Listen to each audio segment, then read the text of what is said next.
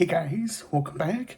I hope you all are doing well. Today, I'm looking at Think Later by Tate McRae. I see I had a typo last week on my notes and said a totally different name for the title for this week's album review. But yeah, with that out of the way, I felt this album was okay. Now let's go ahead and get right into it.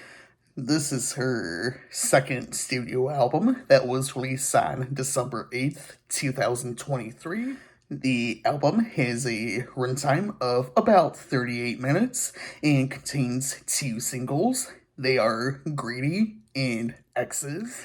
I'm personally, kind of happy that this album didn't go on for much longer. I thought overall it sounded repetitive and just overall lacking. Now, let's go ahead and hop into some of the tracks. We start the album off with Cut My Hair. I thought this was an alright track, but I feel it sounds so similar to some more popular songs currently out there. I haven't really been the biggest fan of Greedy. I don't mind the instrumental on here, but I just kind of felt this track, as a whole, is generic. I'm just kind of happy that it just clocks in a little bit over 2 minutes, as I don't really feel there's a whole lot going on with this track itself. I also haven't been the biggest fan with the vocals on the chorus, especially with how robotic they sound with the autotune. I felt Hurt My Feelings had so much potential, but ends up falling flat. On top of that, I feel the track sounds so similar to what we've already gotten so far on the album, and this is only the fourth track on this album. Again, I like how this track doesn't drag on for as long as it really should, as it just clocks in a little over 2 minutes, like several other tracks end up doing here on the album. I'm still not the biggest fan of X's. Again, it just sounds so watered down and generic. It sounds so similar to what we've already gotten, and, at this point, we're already halfway through the album. I suppose I'll cut myself short today because I really don't want to drag this video out longer than it should, but I'll go ahead and finish this off with the closing track, Plastic Palm Trees. Now, this is definitely something I was looking for.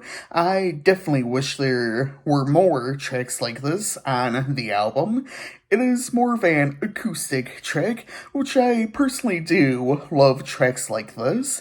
I feel it is a great change on the album, but sucks that it comes so late into it as well, with this track being, again, the closing track. I honestly felt she was great vocally on this track, which I guess I'll praise her for on here. This is really one of the few tracks that stood out to me the most. Mainly because, again, it's unlike the rest of the track list where it takes these trap pop type beats and tries to turn them into something lyrically with, like with an X or something love themed.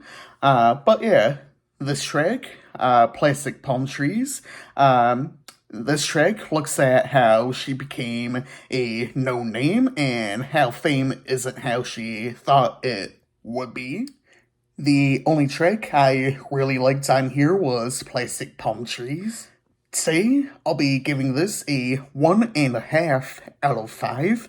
I know I've said this throughout the entire video, but I just thought this album was just so generic and boring for the most part, and there were little to no changes throughout the production and sounds of practically every song. Anyways, I hope you all enjoyed this video. As usual, feel free to leave your thoughts down below in the comments. And next week, I will be looking at Quest for Fire by Skrillex.